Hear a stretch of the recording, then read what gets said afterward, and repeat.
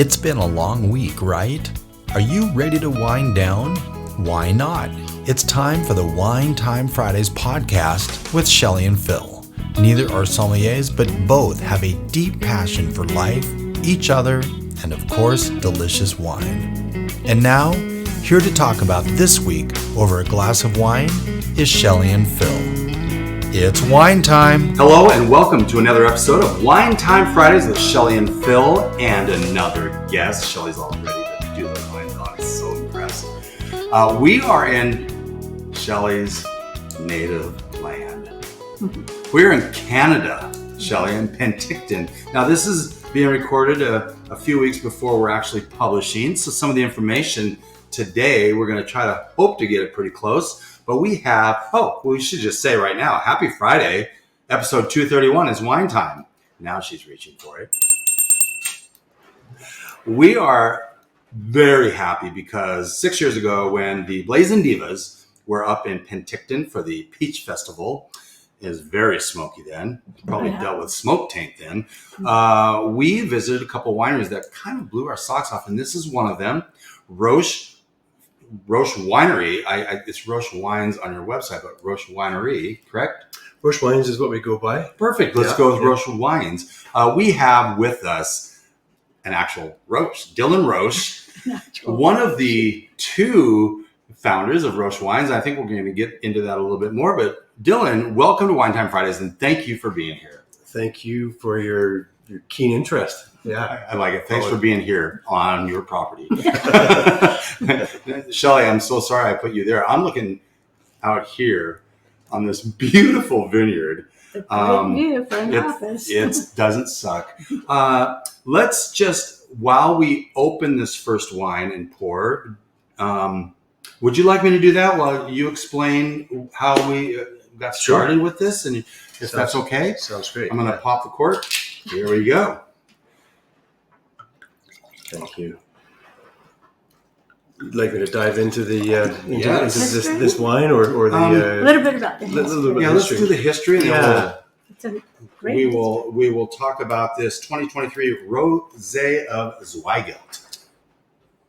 There it is. So the how and why of where we are and what we're doing is I guess started in Vancouver, British Columbia, where I grew up. I was a fanatical mountain biker as a teenager. Worked as a mechanic and a shop manager through those years, and that took me to France in 2000, where I had found a job with a active travel company, and a company based in Toronto called Butterfield Robinson, and they kind of invented the genre of these trips where you go and instead of being on a bus or in a car, you're riding your bike or you're hiking through these landscapes. Started in Burgundy, they go to Tuscany, they go all over the world now, and I joined them as a mechanic in 2000. Landed in Burgundy. I knew they made wine there, but I had no idea of the scale and the importance and the sort of the richness of tradition that represents in that part of France. And so within 2 months of living there, I was started like Pinot Noir. I had tasted some wines. And the wines spoke and the people spoke. Because it's a small town about the size of Penticton. 30,000 people. Worldwide reputation. Absolute destination. And anyone that doesn't work in wine is related to someone that does. And so the people we met and had shared meals with, there were a lot of winemakers and just a lot of people from the industry and people that live and breathe that food and wine day to day. Part of life. Exactly. Yeah. And that was infectious, and it really got the wheels turning for me, along with a couple of wines that we had tasted that just knocked my socks off. I had no idea wine could taste that way. Well, you know what question we're going to have to ask then, right? Mm-hmm. Okay. I was in my early 20s at the time, but I was hooked on learning more about that, and I saw other people who had come from elsewhere and had started their studies, got into the industry, and they were working happily and passionately for producers in Burgundy. And that kind of gave me the confidence to say, if they could do that, then maybe I could too. It's so much fun. What is the drinking age in France? Oh, that's a good question. It is, I think, officiously 13. 18, but you can go to a bar at 16, and most parents introduce their kids to, just how does wine taste? Here's a little bit from when they're probably 13 or 14 on, and that way it's not such a big deal when you do. Sort of probably just like coffee or tea. Yeah, part of life. Mm-hmm. Yeah, I mean, they'll have it at lunch and dinner. It's really looked down upon in Europe to be drunk in public. Mm-hmm. Yeah, So if you're going to go to that point, unless you're in Scotland, they encourage that. But Don't say that. for all of you Scottish listeners out there, I was just joking. Let's take a quick detour, just a little exit away from that, and we'll get back on that lane, on that freeway. Let's talk about this Rosé, because this is what we're opening, what caught Shelley and I that first time here, although I remember it being Cab Franc. Did you ever do Cab Franc? No, not as a Rosé. Okay, so this I remembered wrong. This will be same vineyard as what you tasted in the past, and it's a Zweigelt Rosé.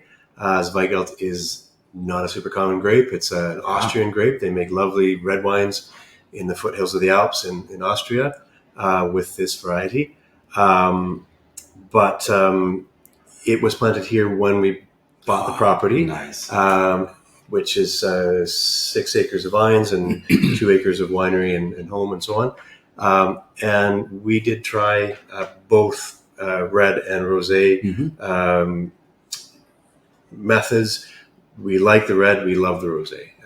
And we did have to learn that Zweigelt, something special about it is that it gives its color like no other grape. It's gorgeous. It is made, therefore, as a blanc de Noir style. So it's not a white, but we treat it as if it was a white wine because it doesn't need 12 hours or 24 hours of soaking to coax that color out of the skins. The purple ink runs from the press if you're not careful. So it's treated very gently. Before we know how long, because that is what intrigued us also, let's do a proper Wine Time Fridays toast. To health, wealth, and abundance, gratitude, romance, and peace on earth. There we go. Cheers. Cheers. Cheers.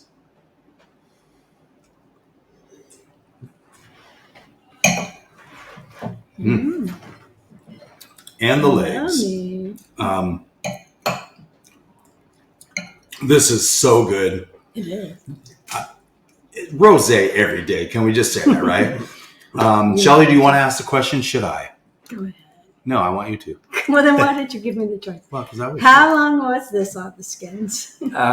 It is effectively as little time as possible. So the vineyard block is maybe 200 feet from us here. We grow it for rosé, meaning we let it crop a little heavier than it would otherwise for red. So that can be a little bit more bricks. No, we let it hang more volume. Gotcha. Grapes. Gotcha. Yeah. So as a red wine, we would be coming in and green harvesting, removing some of the fruit. We do a little bit of that, but we do want to keep more fruit out there to slow down the ripening. We are in Canada, but it's hot here in this part of the country, and so we really are kind of engineering this as a rosé. It's not a byproduct of red, and so we let a little bit more crop hang, and that way we don't get the big sugars, and we allow the color and flavors time to ripen a little more slowly. When you keep more fruit on, is the ripening slower because the vines are having to pull all those resources and distribute to more. Exactly. Aha! Good job. Thank you. Okay, thanks for joining us. We no. There's the canopy. The leaves are by photosynthesis are creating sugars, and that has to be distributed through a larger volume of fruit. But the trouble can be in a fairly hot climate is that the sugars will build before what we call the phenolic ripeness builds along with it. So that's the sort of maturity of the flavors and the colors. Mm. And so if we let that happen with a smaller crop and lots of sunshine on the bunches, we may end up with a wine that's 15% alcohol. And a rosé, that's not so good. No, we want. I mean, honestly, balanced, yeah. We're not big fans of any. We did a Molly Duker episode, and they were pulling in 15.1 and 15.3. On the rosé? No, or the red no, wines? on their Shirazes. But his point was you couldn't taste that heat, and our thought is the heat's still there. Okay, it's still there. The alcohol's still there. So it's that, and 15% is just a lot. It's just a lot. It doesn't make it makes for a wine that isn't as useful day to day because you can't reserve yourself. That's a 13% alcohol by volume on that, and that is perfect. Just like this wine. This is very good. So residual sugar on this. So you do grams instead of percentages. Yeah, we're in grams per liter. So a dry wine, the French standard for a dry wine is, or for any table wine, unless it's a special category, is 2 grams of sugar or less. And most of our wines will fall between 0.8 and 1.5. So that's really just whatever fructose is left in there that can't be fermented. And we sort of shaped our palates. I say we, I'm speaking of my wife, Pénélope, and I, who are very much, we work together. And our perspective on how wine should taste was really formed in France, where unless it's dessert wine or Riesling, it should be Sauterne. It should be dry. Sure. Yeah. So this new world idea that table wines can have 5 to 10 grams of residual is something that we still haven't got our heads around. Nor should you necessarily. And look, everyone's going to have their own palate, their own likes, their own dislikes. Just don't try to sway me into yours. But we still want people to try as much as you can and broaden your taste. Absolutely. And so it is a bone dry wine. It's also a fairly tart wine. It is. The slower ripening and the leaf cover we leave out in the vineyard helps the fruit retain its acidity. And that acidity comes right through to the bottle. It's a bright wine, and it has a fruit profile that's a little different. A lot of rosé is made from Pinot Noir or Syrah, Grenache. They're often into the strawberry and berry kind of zone. And we find pomegranate or Pin cherries. What did you call them? Pin cherries. It's tiny little guys, tart ones. Yeah. Would star fruit be pin cherry jelly? Something on this? I don't know that so well. Well, I don't either, and I'm not sure why I'm saying this because there's just something. By the way, when's the last time you had star fruit? It was February 12th, 1967, or February 13th, one of the two. But this still is finishing on the back of my tongue. Yeah, so it's got a really long finish, and it's no sharp edges on this at all. This has got just smooth, it coats your tongue, and it's very good. And this is really what caught our attention when we were here 6 years ago. Okay. Other than, the smoke. Oh, no. That was everywhere. Did you have smoke taint that year in 2018? 18, we were fires lucky in the fact that the intensity wasn't too strong here. So the smoke taint comes down to proximity, intensity, and duration of the problem. Yep. And so in 2018, we find that some wines, if you're looking for it, you can can find find it as a very small part of that that whole. But if the fruit can still dominate, then you're okay. So if some of the wines will show it on a Tuesday, but not on the following Isn't that funny? Monday. Isn't that funny? Yeah, yeah. And this bottle, not this bottle. Yeah. If it was a Sauvignon Blanc, just call it Fumé Blanc and you're good to go. Well, Maybe and not. there's lots of cases where the first thing you open it and it's there, and that's a big problem. Yeah, That is a big problem. So we were pretty lucky in 2018. Yeah. We were. Can we open a second one? And I'm going to ask the question about this year, because this year was a tough year for many. I was in a conversation this morning with somebody about this zone. We're in Canada. We're in a colder climate, warm in the summers, very cold in the winters.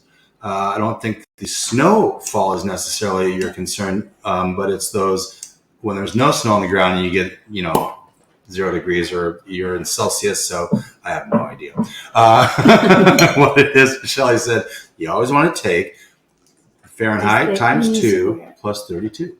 That's just the cheat way. Wow, the cheat way. It's something like 5 nines times something. Oh my like gosh. Fractions. I was told there would be no math on this. But you guys got hit this January. May I pour this? Yeah, Well, please. okay. Yeah. Tell us, how cold did it get here? And what did you lose? Well, usually our concerns would be fall frost, where we still have fruit on the vine and we lose the leaves, or a spring frost, which would freeze the young shoots. So that would be October or April, usually. Okay. But what happened this year was not a frost. It was a winter cold spell. And the explanation we've been given is a distortion of the polar vortex. So this layer of very, very cold air that should sit up north of Alaska. And it circulates, and it came down in a big lobe of cold air January 12th for about 4 days. And it was in Celsius, we were south of minus 30. Minus 40, I think, is where things line up between Fahrenheit and Celsius. So so you're pretty close to zero. we were way down there. And it was cold enough that cars wouldn't start, and the lake, which is very close to us, was steaming away, and the grapevine is usually hardy enough to make it through our winters without any problem. This time there was variable damage depending on what the vineyards were. So south of here, where the lake finishes, and it's a dry valley bottom. Some of those sites got really hit, and depending on the variety, so location and variety were the two biggest factors. Syrah got hit really hard. Merlot, Sauvignon Blanc, some of the less cold-hardy varieties, and then up here where we are close to the lake,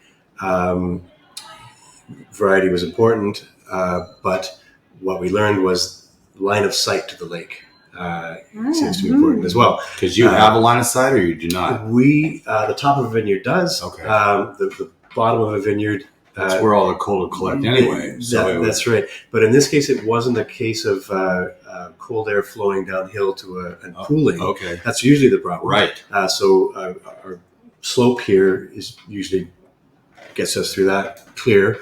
But this layer of cold air was a mile thick, a mile deep. And wow. So and I don't see any air movers out here anywhere. We don't usually need a windmill or anything. Yeah.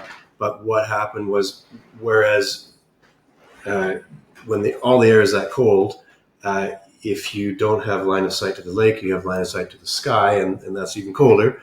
But the vineyards that do have line of sight to the lake, that lake, which was still above freezing, was a radiant heat source. Right. And so it's just like having it's like a radiator. Yeah. And so those vineyards did quite well. Wow. Those vineyards may be carrying some fruit this year, but others are looking quite healthy until you get close enough to see that there's no bunches. And so it went in. There was some shock.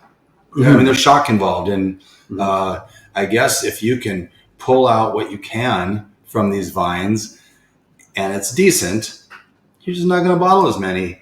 But that's better than the alternative of losing your vines and being caught 3 or 4 or 5 years because you have to dig them up and replant. In Walla Walla, they have something where they bury the cane, which I found fascinating. And they don't need to do that except for that every 6th or 7th year, which probably was this January, where they lose the vines, but the cane, and they pull it up and they save themselves a year or two.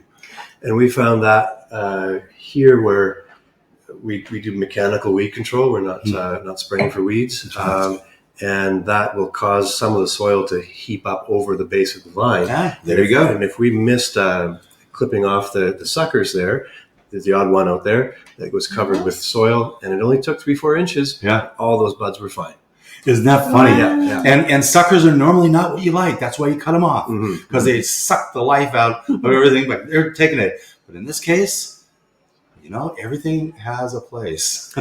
So we are looking at what they do in Walla Walla and asking if that's an economical solution for what we're doing. And this hasn't happened for 30 years. Sure. That's your question, right? It hurts when it does. Yeah. So do you, for a year or two, do that? And if you can figure out a way of doing it efficiently where you're not adding a whole lot of time and hours and resources on it to save for that. I don't know. It's a mathematical thing, right? We're working on it. Yeah. There's and the producers are to some degree collaborating and sharing what they've learned. There's a few spots where 2023 was a fairly hard winter, so we had some bud damage that year. And in some areas, almost total crop loss that year as well. So that's back to back. But that means those guys have been working on this problem a year longer than we have. And they're working on solutions. It's fascinating. This is still farming, this agricultural that we put in a bottle and we all enjoy. But when you reverse engineer it, it is farming at its very core. And perhaps we shouldn't expect to have a full crop every year. No, that's probably, and when you do, it's a nice surprise. We just poured the 2022 Pinot Gris here from Roche Wines. From Roche Wines. See, I will pull that out. From Roche Wines. And we're ready to taste it, Shelley. Are you ready to go? Sure. All right. Hashtag cheersing. Cheers.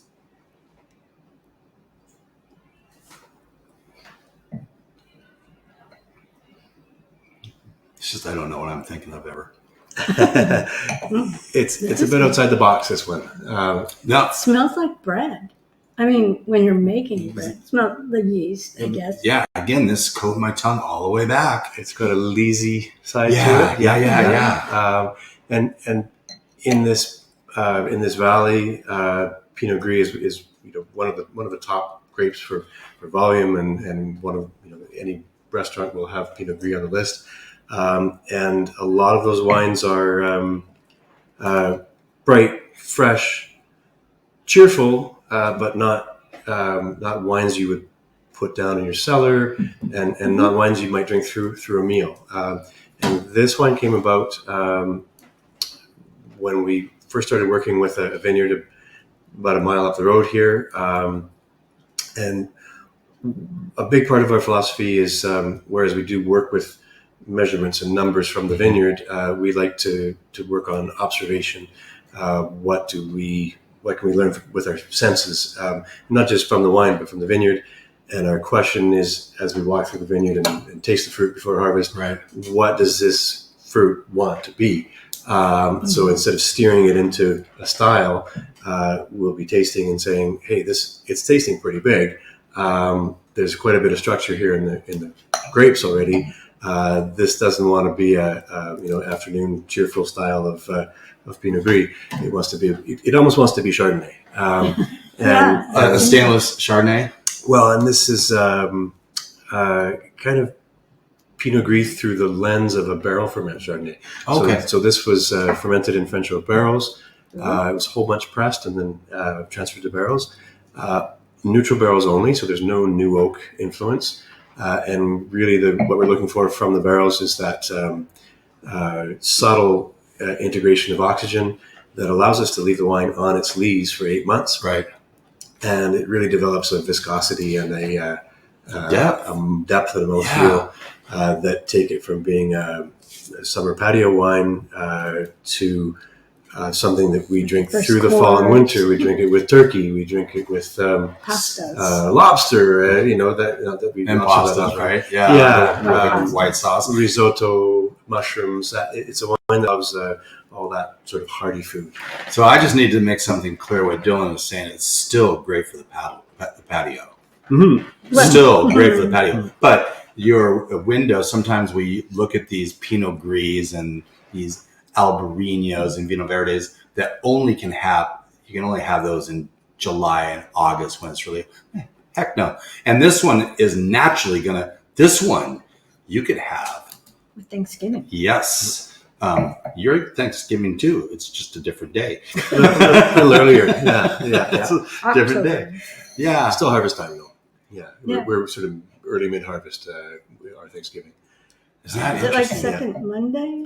It has to do with the moon, I think, but it will be early to mid-October. Mm-hmm. This is really good also. How many different, I want to say SKUs, but I mean really, how many different wines are you... Is that what you're saying? Well, I mean, you can have blends and things like that. How many varietals? How many varietals? Yeah. And then how many different products? We are growing. We're probably growing 12 or so grape varieties. There are 9 wines that we have that we repeat every year, which is a lot for a 5,000 case winery. Right. It does mean that several of these wines are just a couple hundred cases per product. So this one, as an example, is usually 200 to 300 cases. But if you run out quick, there's a little indicator. Okay, this might be something, if we can, bump up the production a little bit, right? And if something's slow, because you don't want to sit on these two necessarily for too long. The Rosé is best within about 18 months. Yeah. The Gris, however, we put that one down sometimes as well. So we'll drink it when it's this is a 22. 3 to 7 years old is usually its window. So it's an age-worthy wine. Oh, there you go. Yeah. Perfect. A lot of the wines are just a couple hundred cases, and we do suffer from that kind of temptation to well, it's there. We should try to make it, but we have to make sure we have a relative degree of focus. Well, because you still have to put it away somewhere, and where's that going to be when you start running out of the real estate to store wine? And it's not inexpensive to store wine properly to begin with. We were fortunate enough to be able to walk through your barrel room before we sat down. It's just nice and cool. Mm-hmm. It's just like a barrel room should be. Yes. You have a question? I was just going to say, when we pour the next wine, you could maybe finish your France story, because we haven't even talked about Pénélope yet. Well, we're going to go to a break, and we're going to tease that France story. But before we go to the break, how many restaurants here in town are your wines in? Well, this is a small town. There's not a whole lot of restaurants. But what if you knew about a restaurant that really wants your wine in there?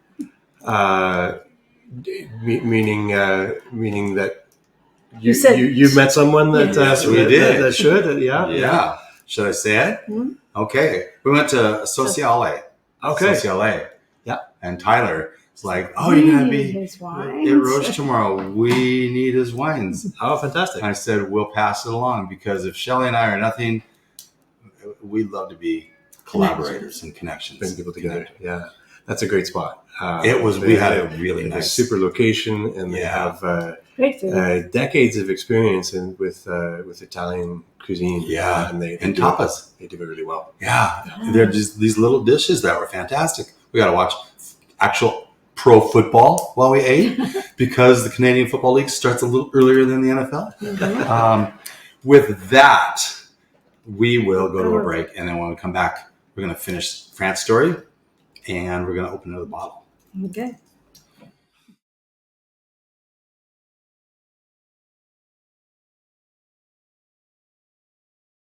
That is it. Yep. Welcome back to Wine Time Fridays, episode 231 on this already September 20th.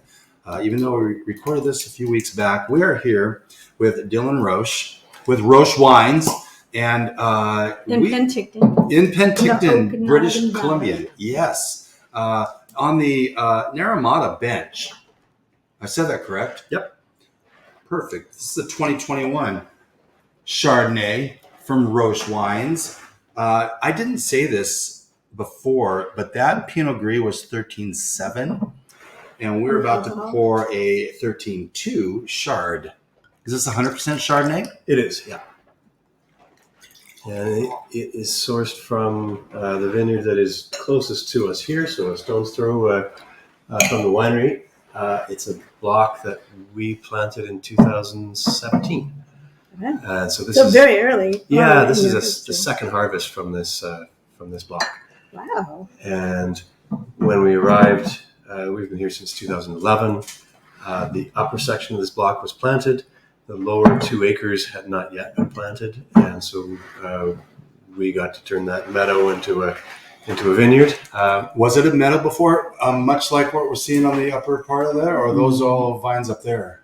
The grasses. Beyond is a block that we have just finished removing. Okay. And that is the cold spell this winter was kind of like the excuse Not to go forward with. Well, it's a block that it was 3 acres of Schomburger, which is a lovely grape, and if you get a chance to try it, you I think should. we did have that. Yeah, it's Yeah. a Muscat cross, and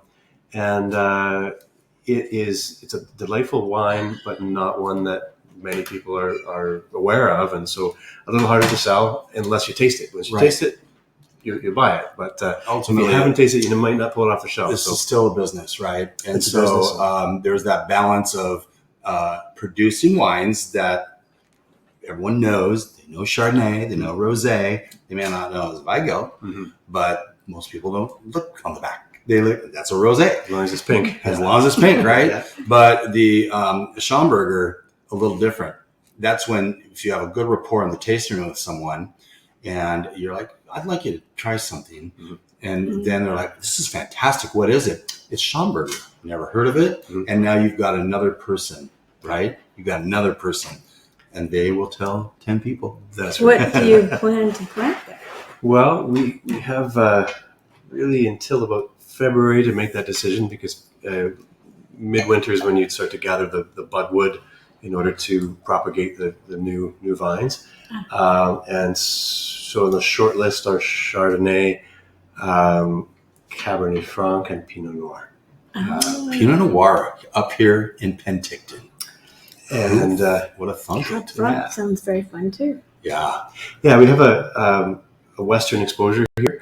The aspect is very important, as pretty much anywhere in the wine world. But if we're trying to ripen reds and big reds like Franc, we're not going to do it on a north-facing slope. Got it. South or west is what's needed. It wants the sun. We could be pretty confident we could do that here. But the Chardonnay on the lower section of this block was actually the first vineyard that we have planted and then stuck around long enough to reap to harvest. As we helped plant many places. My wife Pénélope and I both worked at many vineyards and producers around the world, and then that's frustrating, of course, because you put in a season, a year, and then you don't get to see the wines that you've helped make. You want to make a 2-year stop. Yeah. Several Or years. go back and visit. But she worked in Australia and Spain, and we met in New Zealand, and there's lots of places we need to go back to, Right.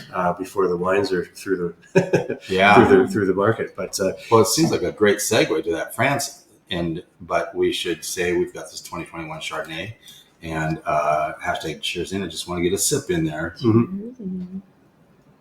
so it's the first wine where if you make the decisions, you plant it, then if anything goes wrong, you know who's at fault.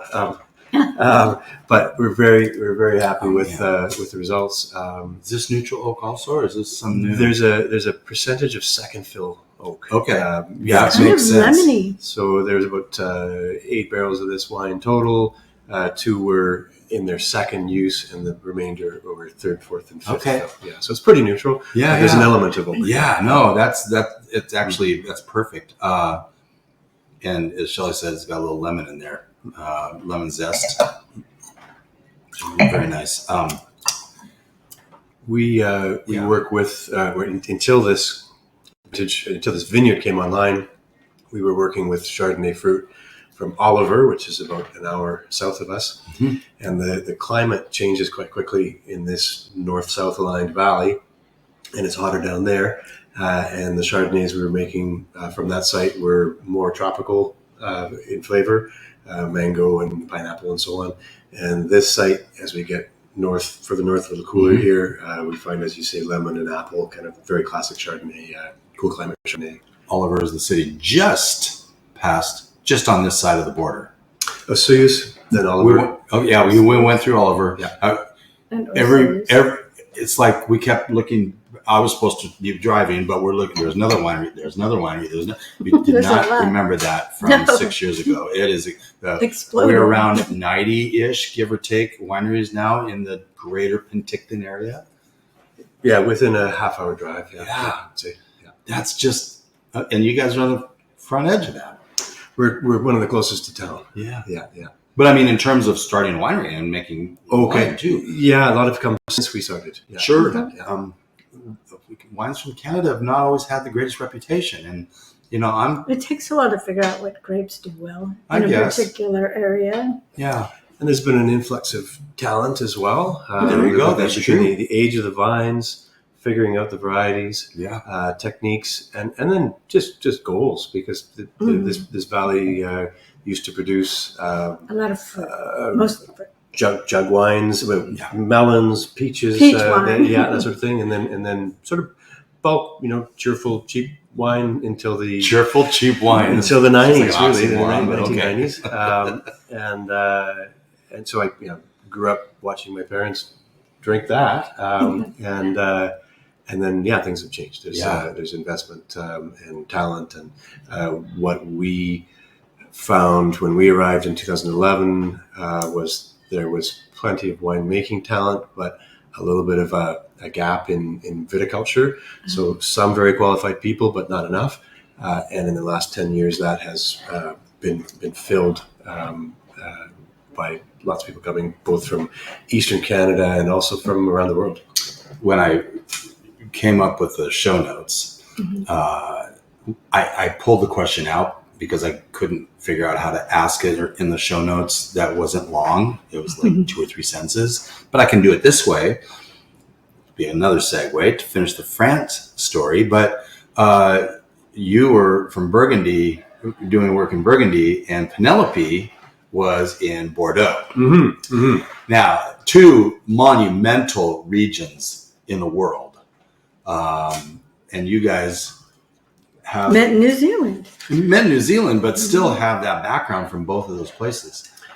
And that's part of our excuse for the 9 plus wines that we make, is that we feel like we have a little bit of justification to come from both angles. You don't need an excuse. I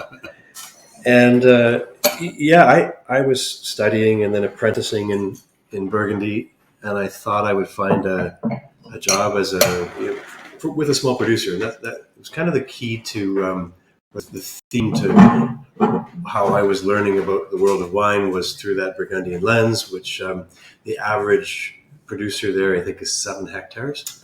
Yeah. And how many acres is that? That would be 16 acres or so. Yeah.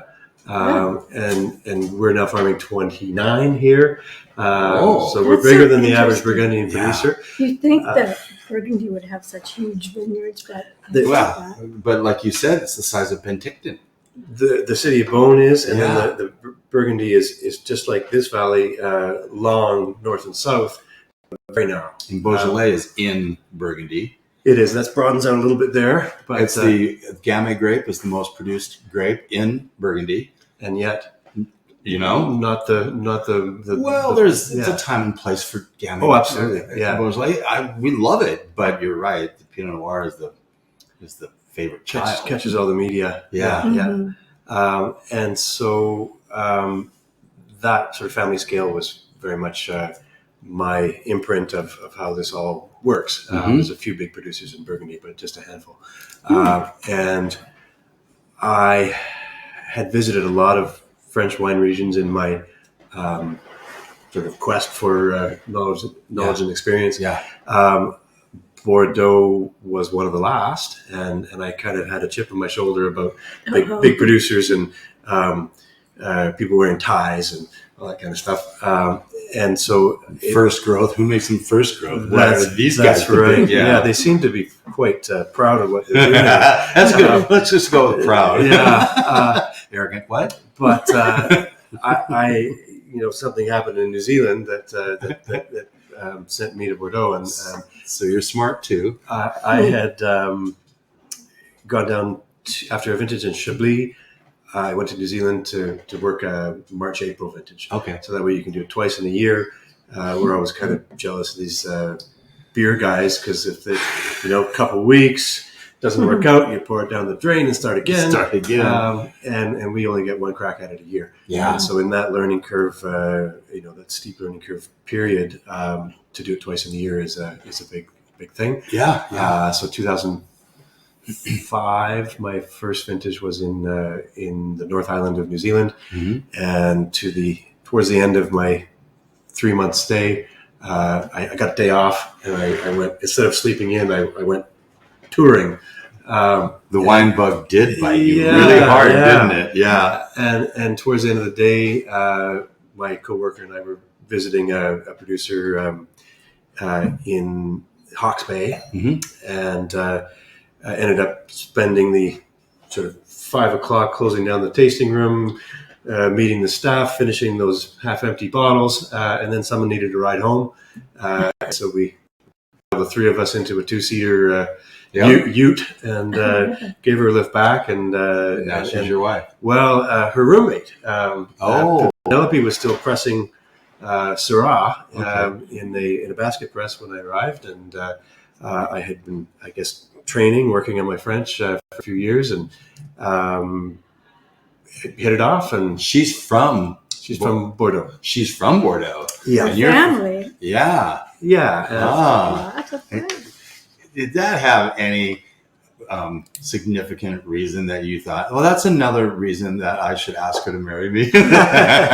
Well, we covered some ground before we got to that point, but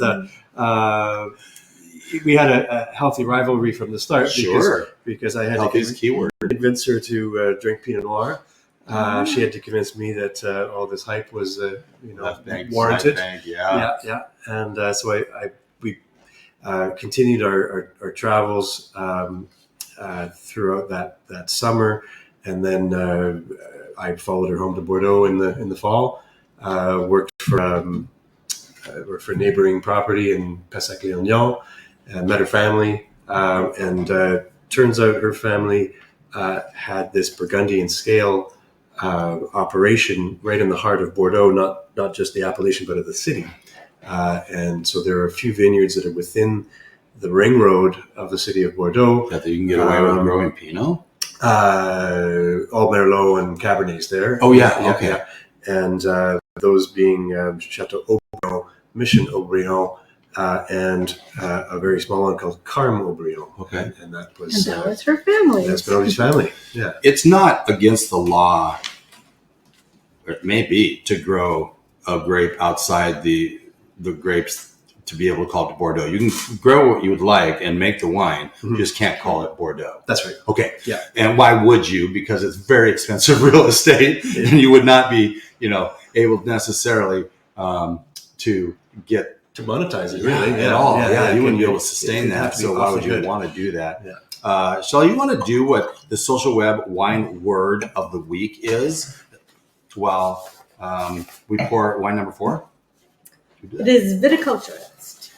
Believe it or not, we have not even. Should we do a rinse pour? No. Okay. The professional who specializes in the cultivation of grapes, focusing on the science and practice of grape growing, vineyard management, and wine production. So, the reason I chose this word, by the way, we have gone 231 episodes and we've never had viticulturalist. Interesting. Yeah, that was a little... And they're very important. Super important. And there were not very many here. So yeah, and you both are viticulturists. So that, I can't say it, but I know what I'm trying to say. Shelley, before we find out what we're drinking, look at the color of that. Yeah. Do you have any idea? Because it's got gorgeous color. It's very light. Is it like a Pinot Noir? I was thinking that. I was thinking Pinot. Is it a... What? Indeed. It is a Pinot. Yeah. We are somebody. This is a 2020 Lens Cuvee Pinot Noir, which implies that it's not 100% Pinot Noir unless it's different nomenclature. Cuvée is used in this case as just to set it apart from the other Pinot Noir cuvée, so it is 100% Pinot Noir. Okay, gotcha. And same block, same vine, all that, or do you have? That's why this one's special. And it feels special too. It's it comes from a block just a few minutes up the road that we have been farming since 2017 and working with the fruit since 2013. We do make our the Pinot Noir that shares this label. Mm-hmm. We call it Tradition Pinot Noir. It comes from that block every year. But in 2020, we, by observation, we've spent a lot of time in the vineyards, walking, pruning. Every step requires a few kilometers of up and down the rows. Right. And so this section of that vineyard was just initially visually showing differently than the rest, showing less stress than the vines further up the slope.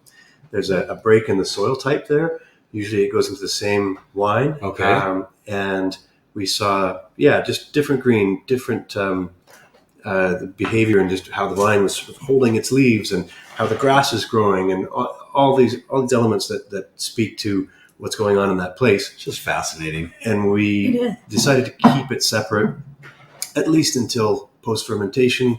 We think it's going to be special. What will the wine show? And so you never really know what's going on until January, February, post-fermentation. Sure. Then you start to get a feel for the wine.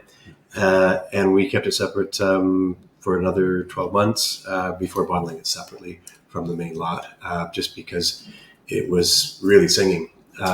And we feel like it's sort of probably the most complete Pinot Noir we have made to date. Sort of has all the elements in a reasonable concentration, and just works. That was our hunch. Well, I haven't tasted it yet. Who's Len? Len was the person who planted that vineyard with his wife Marion as a retirement project, a 15-acre retirement project. They had been... so for those of you who are retiring just to sit on your ass, look to Len and his wife. They retire and they go 15 acres of Pinot Noir. That's right. And they had been farmers before, but not great farmers. And they sort of bit off a big chunk. Yeah. They were doing a great job of it. They planted and farmed organic from the start. When we met them, it was to purchase fruit for another project that we were working on, and we really hit it off with Len. He was welcoming and just a wise farmer who was willing to listen to us and tell us about his land. Exactly. and what was happening there, and so we had a real connection. And we had plans to kind of bring our experience to what they were doing, to just take it that final step towards where it should be. Bring it home. And he passed away unexpectedly a year and a half later. And so his son's family has since moved from the coast to live here and be closer to Len's wife. Sure.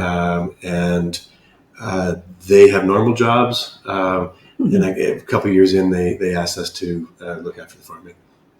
which we had done that year to kind of Sure. help make sure that they got a good harvest. How many cases do they get to bring home of this every year? They have. They're not going to run out. They pick and choose. They like variety. But yeah, this is. Cheers to Len. Yeah, I don't even know Len, but I'm glad he planted the Pinot.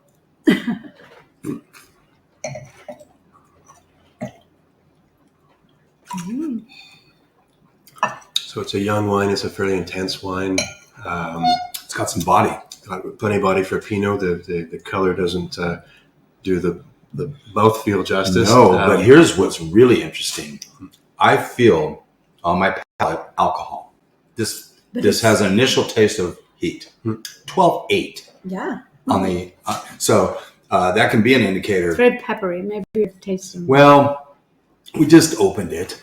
Okay, and like you said, it's still young. I'll bet if we were to pour a glass of this in even a half hour, 45 minutes, a complete different profile. That's what we find as well. Yeah. And the tastes like fruit will chocolate cherries. really blossom. Cordial. Oh, what was that candy from Australia with the cherry inside the chocolate? It tastes like those. And it has that tannic like. structure and a little bit of oak that bring that chocolatey flavor and texture through to it. Ask a question, Shelley. I'm looking up that candy. Which you can find on Amazon. So when we met in New Zealand, to say we had this sort of Burgundy versus Bordeaux perspective, I followed her home to Bordeaux, and I had a lot to learn there and unlearn as well.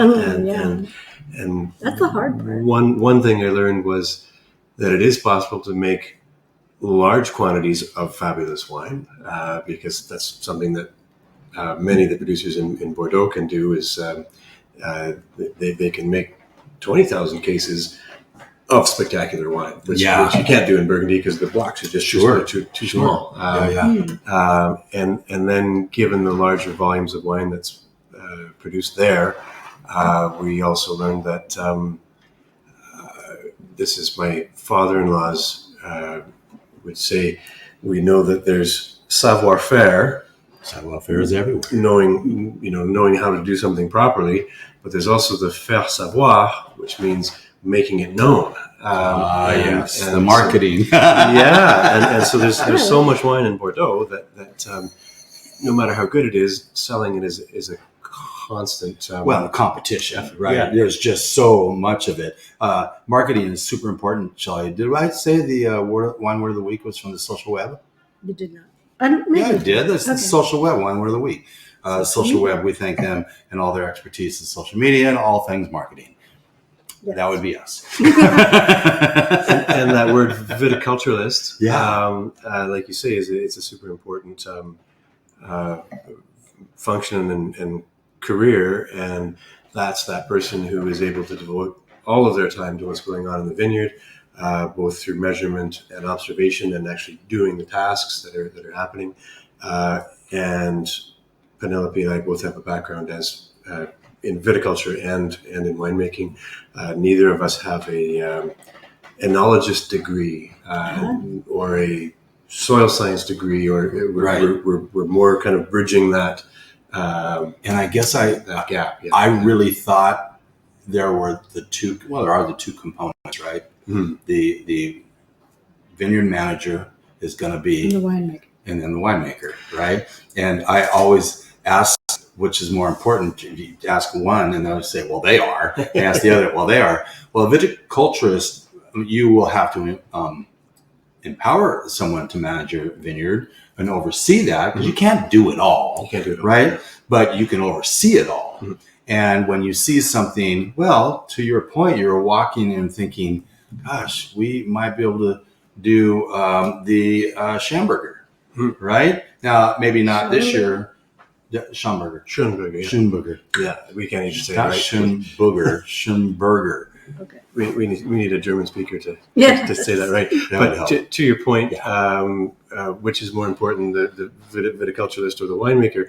Yes. And that links into a couple of these wines carry a label that says VIG, And vig is short for vigneron. And in France, this word vigneron. How do you spell that? Vigneron. Oh, Vigneron. Vigneron.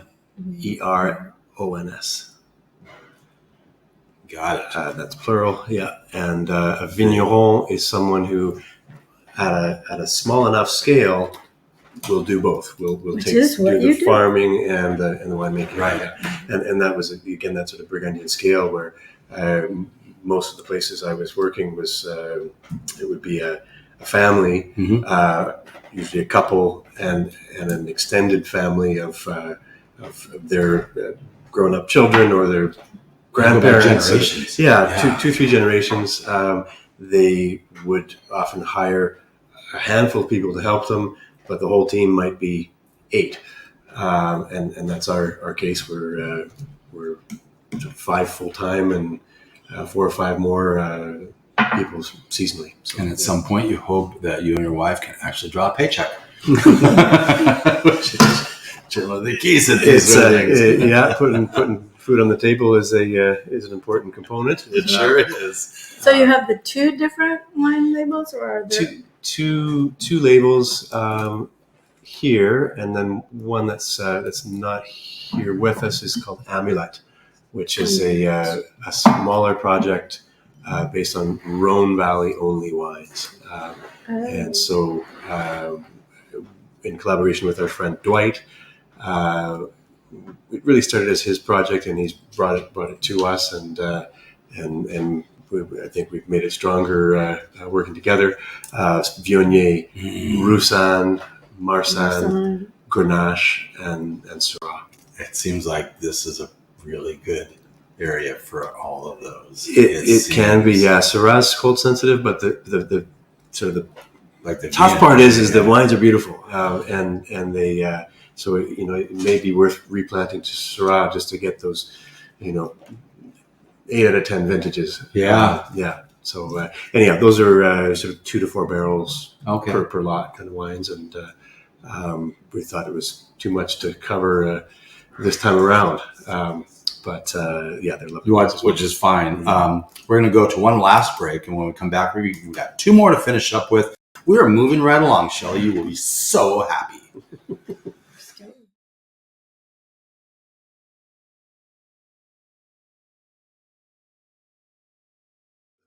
Like wine, yeah. Welcome back to Wine Time Fridays, episode 231, where we are here at Roche Wines, tasting through several wines. So far, all of them great. They're fantastic. We are here with Dylan Roche. Right before the break, we were talking about a smaller winery and how much you do, right? You kind of have to do it all, at least in part. So with that said, thank you for taking this time to sit with us, because trying to grab an hour or 75 minutes from someone who's trying to run a winery on a Friday of a pretty busy weekend, thank you very much. This is probably not in your top 100 priority list to do this, and you are very generous and gracious with your time, and we appreciate that. Oh, thank you. And it's just one of the things that makes working in wine and making wine rewarding is that it's always changing. Right. And that it will go from It's like Facebook. Solitude in the vineyard. Sometimes you think, if I have to, pull another leaf or prune another branch, I'm going to lose my mind, and then it changes, so we get that side of it. We get the technical side in the winery, and then the people side, because this is what makes it worthwhile. Yeah. Good for people with ADHD. Tired of Where's this? your Someone room? go. We have a room shot I can throw in that now. Is this nuances, plural? We would say it nuance. Nuance? Well, it works in both languages. Okay. Right? So the S is there as a plural. Okay. And it is. I'm going to give it my best shot. Yeah. We just opened a 2020 nuance. No. Did I come close, Shelley? You want to do it? Nope. Okay. which looks like a blend to me. It is, yeah. Okay. It's a Bordeaux style blend. Beautiful. It is In a cap, no cork. Yeah. and that's something that different regions are Starting to more embrace. or less willing to Sure. Test out. Yeah, and I think we're past testing. It works really well as far as technically. Does it work well in the market? And Yet. France, Spain, Italy, not ready to embrace it. No. Australia. New Zealand, very much South so. Africa. 99%. New Zealand, very South much so. Africa, that's right. Fine wine in the U.S., not so much. It's getting there. Yeah, It's getting there. And Shelley and I love the romance, as I'm sure is what that pushback is of popping that cork. yeah. Hearing There's it. a lot of nostalgia there. There is. Yeah. But there's nothing wrong with this. Most wines are actually produced to drink right away. Soon, yeah. Yeah, or at least the percentage of those who purchase wines, they're drank within the first 2 weeks. In our house, sometimes it's the first 2 hours. So, but And that screw cap is a 10-year solution. Easy. right, Yeah. right. Yeah. It's So not, yeah. and you don't have to worry about cork taint. Exactly. And to that point as well, even the wines for which we are using traditional style corks, these are actually technical corks. They're made of cork, but they have been pulled apart and put back together Right. in such a way that they can guarantee no cork taint. Like MDF. Like Yeah, board. yeah, and they're no cheaper. These kind, but they've erased that odd bottle that comes back. I mean, you hope it's just the odd bottle, but Sure. if it's sometimes it's 5 or 10%, and it's devastating. And since we've been using these guys, no issues. Oh, whatsoever. that's great. Yeah. It used to be a percentage like 13% of all cork wines that have cork stopper are cork tainted, and that seems like a very high number. And yes, frustrating, inconvenient, costly. Yeah. So Shelley has got some on her mind, I know. But so on your vigneron labels, you put the numbers before the varietal. On these other ones, you put the date after that. Is that just going back to the way the French would describe? Usually the adjective is at the yeah, end. true. I think it's coincidence, but it does sort of, the vigneron labels are a little, they're for our wines that either they don't repeat or they're a little outside the box. We do an orange wine uses that label. Orange So, wine. Didn't pull out an orange wine, did he? whereas the traditional labels are wines that are predictable. They're Chardonnay, Bordeaux blend, that sort of thing. Got it. And we do them every year. And it is true that in France it would be a Pichon Longueville 2002 kind of thing, not the other way around. I think I almost thought you had a stroke there the way you were talking, but you were speaking French. So But yeah, wine name followed by vintage. Yeah. right. Yeah. And very interesting. Yeah. By the way, thank you for putting as much information as you do on the labels. It's a fine balance of cluttering up labels front, back. Front obviously is the one that's going to sell in a store, unless people know. And we haven't really cheersed it yet, but hashtag cheersing. Cheers. Peace Cheers. on earth.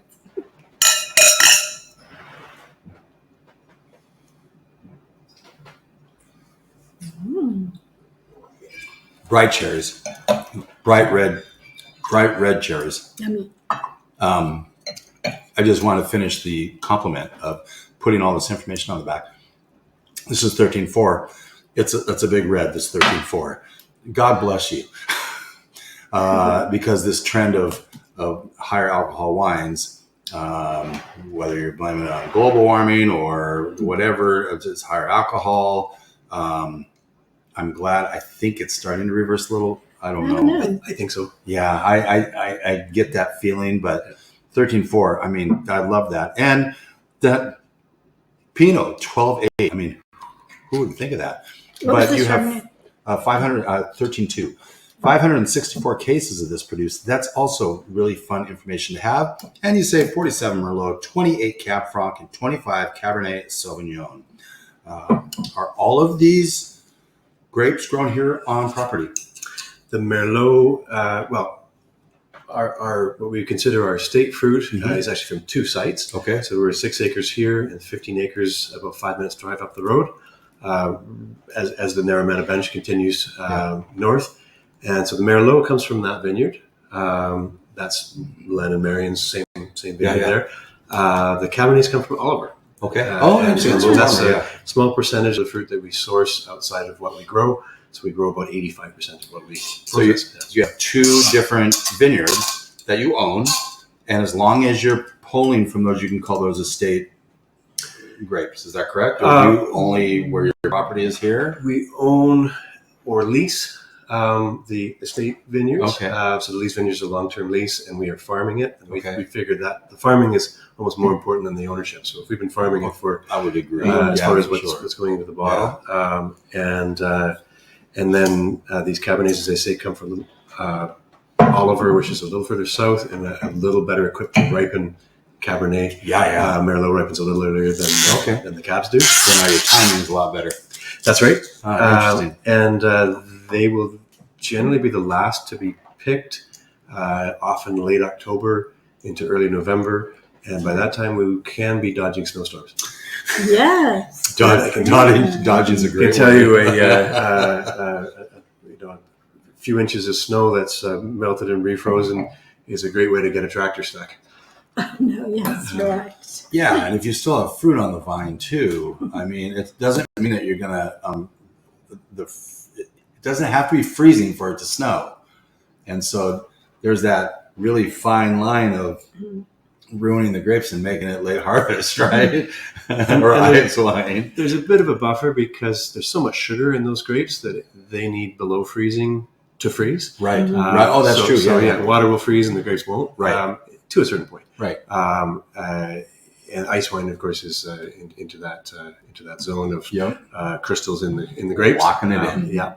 Cabernets sometimes it can be cold fingers and slippery rows in the vines. Yeah. Oh man, that just does not sound like fun because it's cold and it's damp and you're wet and usually the wind's blowing and you got sideways sleet. Anyway, it's not fun. We've been there, yeah. then the pickers finish up and they go home for a hot bath, and then we're here sorting in the sideways snow. You got to try to pull that tractor out. You have to go to the dry road with a big old chain and start. It's not pretty. This is very good. This is a 2020. And you could lay this down for a long time. I think so. Yeah. And that's what, we're kind of learning about our style as we make vintage after vintage. 2016 was the first vintage of that wine. And it's intended to be the early drinking of the 2 Bordeaux style blends we make. But we're learning that we tend to make wines that like a little bit of time. Sure. And that one is just about to release. We haven't even started selling this wine. Okay. So this is just about, it's been in the barrel for probably 18 months. It was 12 months in the barrel, and then it's been a couple of years in the bottle. Okay. And we try to release the wines as they approach as they just start to blossom into that period of rewarding drinking, and the wine will change during that period, of course. But a year ago, it was kind of stubborn, really tight and in hiding, and now it's starting to do its thing. So you're a small winery, and you just can't open a bottle of this once a week. You're going to go through that pretty quick, but you do need to kind of keep an eye on it. Yeah, this is what I would do if I owned a small winery. Is I would pull that bottle out, have a taste. And if it's not quite ready, you bring it home and you try to have dinner with it and things like that, right? A little bit? Mm-hmm. Okay. And if you use that, what is it called? With the needle? Well, you can't use Coravin on the screw top. And I don't know if you'd want to necessarily use the Coravin for these, even if they're a little younger. It's a longer wine. But if it actually shows decent or it's like right there, now it's like, okay, I think we can set a date to release it. Something like that? Yeah, we sort of track it. And after we bottle the wines, we try to ignore them for 6 months at least, because quite often they're a little grumpy in that first period. And then for a wine like this, we know we're a couple of years off of these, and so we'll taste them. Maybe the first time might be 8 months in, and then we'll try to taste them every 4 to 6 months, and just try to get a picture of what is that trajectory? Where is this wine heading? Is it going to need 2 to 4 years, or is it heading for that first corner of doing its thing? So, well, like any child, they're all different. But there are going to be tendencies and trends that now that you have 13 years in your back pocket, you're going to start seeing a few of these things, and you learn some tricks of the trade along the way, and you start getting a nice little sweet spot, a nice little rhythm, right? Yeah, until until this year, until you don't. until this year where we'll be sort of doing without a harvest, and that's another learning curve. But it's we are grateful that that our style has evolved this way, because it means we do have 2 to 4 vintages deep of reds waiting to be released, which is also nice. Yeah, you just have to worry about that year when this year's crop would come. Exactly, and caught up. We are like many producers in the area looking south to fill that gap. To buy something. Because we'll need white and rosé to sell. We will run out shortly of most of those. You'll be making those decisions soon. Yeah, it's August. We're already sort of pinning down some fruit sources. The ones you trust, of course. Yeah, and we have the really sort of serendipitous situation in which one of my classmates from viticulture school in Burgundy 20 years ago. Oh my gosh! Has a family winery in the Dundee Hills in Oregon, and I was there 10 days ago, looking at these gorgeous vineyards, cool climate site, and a little fruit to spare. So I think they just got a kiss of those cold. I don't think it went quite that far. Not to Willamette so much. Yeah. So that's fantastic. I had another question, and it was an important one too, Shelley. I'm sorry. Gosh darn it. Anyway, I'm going to ask you, Dylan. I'm going to ask for quick answers on what would you pick, as I'm pouring this last wine, which I can pronounce, which is a 2016 Shelley Château. A Château 2016. Yeah, sorry. Yeah, you're right. My bad. Give us some food pairings, if you wouldn't mind, for that Rosé, the Pinot Gris, the Chardonnay, the Lens Cuvee Pinot Noir, and the Nuances. The Zweigelt Rosé, we're not against ice cubes if it's hot enough. Not always, but from time to time. But we like it with a tomato tart with cheese and anchovies, like they'll make in the south of France. Melon. Another French thing is it's moulin jambon, so a cured ham like prosciutto and cantaloupe melon. That's like a starter. And that's a great match for that one as well. The Gris, you mentioned we say braised black cod with winter vegetables. That's dynamite. Works well with Chardonnay, popcorn, French fries, hard cheeses like Gruyere. What is that wonderful cheddar from Washington State?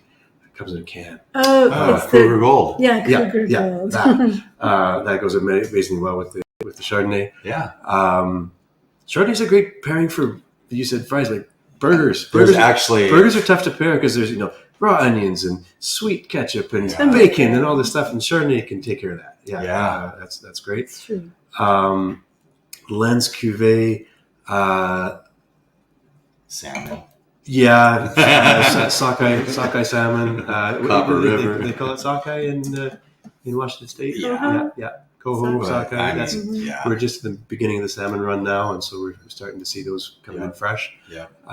And then lean beef, mushroom dishes, all through those winters. Because it's a little bit heavier of a Pinot. Yeah. You can take on a little something heavier, right? Exactly. And then the nuance with the kind of the fresh berry fruit and the tannins works with a little bit fattier meats or some deeper roasted vegetables, that sort of thing. It was really bright.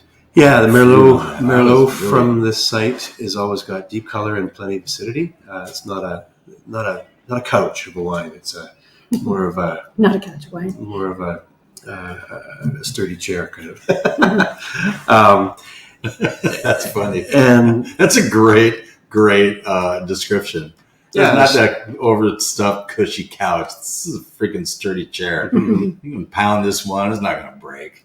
And then we have the Chateau. And Chateau is kind of the big brother of the Nuance. Okay. And we named it Chateau, whereas you could not name a wine Chateau in France because they're all named Chateau, or most of them. Yeah. Right. And we were knocking our heads against the wall trying to figure out a good name for what this is. And really what it is wine that is from Canadian fruit, but made in the style that follows Pénélope's traditions. Nice. In Bordeaux. And it's a wine to lay down. And This is 8 years old. It's 8 years old. It's got some life left ahead of it as well. But it really has that integration and kind of seamless texture that comes with a couple more years. And it's in this case Cabernet Franc dominant. I know. Followed by Cab Franc, 41%, 35% Cab Sauv, and 24 Merlot. Would you call that right bank or left bank Bordeaux blend? It's something you would. There's only 3 producers in Bordeaux that would make anything like this blend, and that is Cheval Blanc, Figeac, and then Penelope's place. So she likes the Cab Franc aspect. Yeah, Normally a Cab Franc you're going to get somewhere 5-10%, something like that. You throw in a little Petit Verdot, 5-10%, maybe even less, 3%. And Merlot is the it's either Merlot or Cab Sauv dominant, and then you got Malbec in there that's throwing something in there. And if they get their priorities straight, they'd reintroduce Carmenere, but they're not going to. So there you go. You said 35 Cab Sauv. I did, yep. And 24 Merlot. Okay. When you're talking about maybe getting fruit from Oregon, now that's changing your profile a little bit. Does that bother you at all? That you're going to pull fruit and actually have to call it, from... But it's going to be white days. Well, I get that, but it's still different still style. branding, right? Your name, yeah. And so we definitely wanted to aim at a cool climate because we love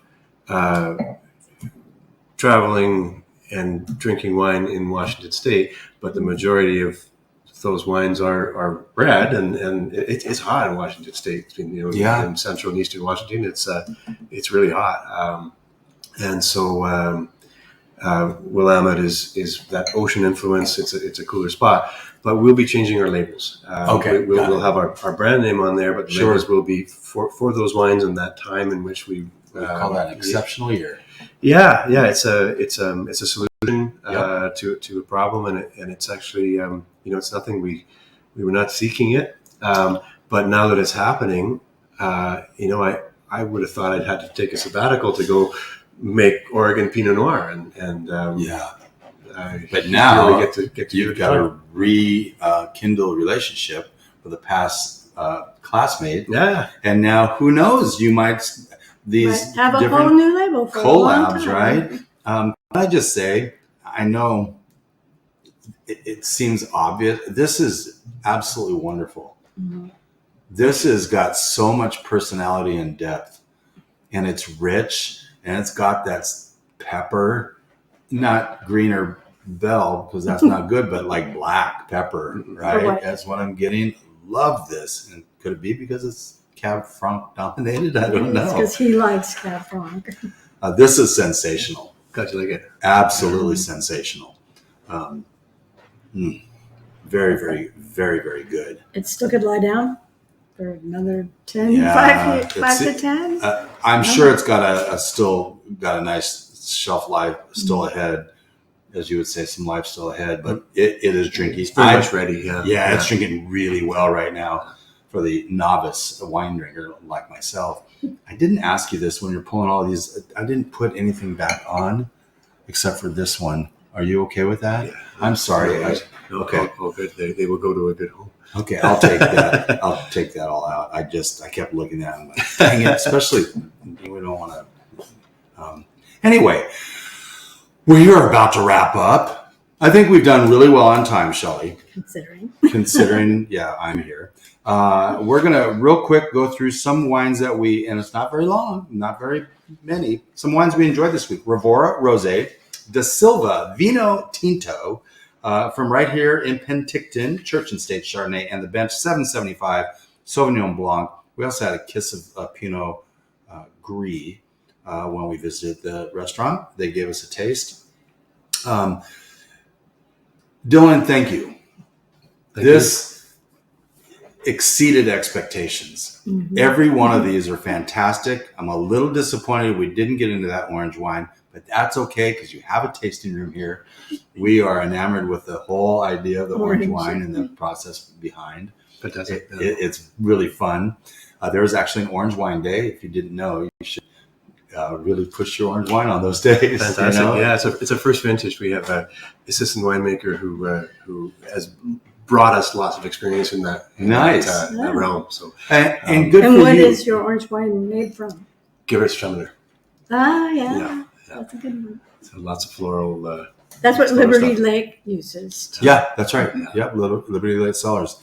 Yeah, you can say something. Oh, I was just going to because this is a live and kind of timely. You put this out pretty soon. Yeah. And it's important that people know that although we have years where they've had fires, it's been smoky. Sure.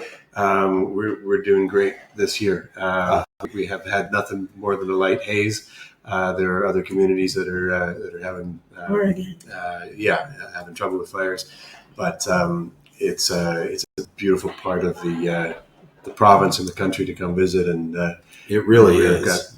I think we were at the border for less than 15 minutes. I would say less than 10 minutes. Mm-hmm. Of course, there's a little construction going on. Probably slowed us up a bit, but that's not.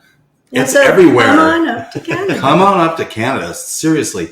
But if someone doesn't want to come up to Canada, do you ship to the States? Not yet. Okay. Not yet. But, well, then come up to Canada. we were discussing that with my friend from Oregon.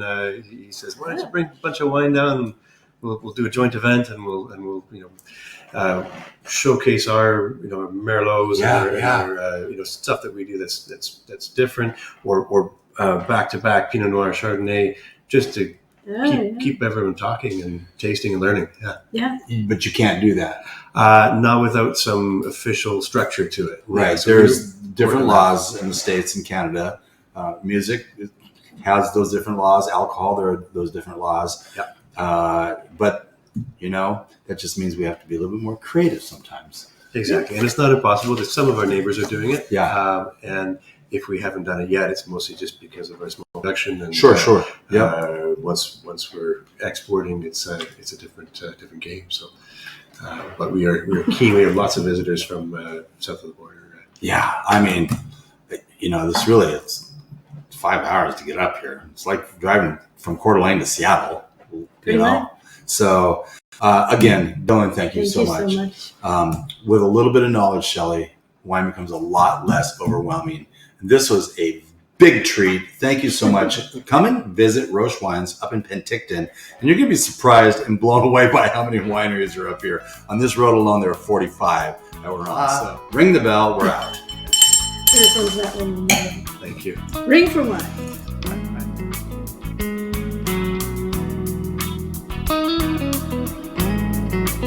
Thank you for spending part of your day to wind down with Shelley and Phil. Remember, you can listen to any episode of the Wine Time Fridays podcast by visiting winetimefridays.com or wherever you get your podcasts. And join us on our Wine Time Fridays Facebook page, Instagram, or on Twitter, which is @VintageTweets, for daily conversation. Until next week, here's our toast to you, to health, wealth, abundance, gratitude, peace on earth, and of course, romance.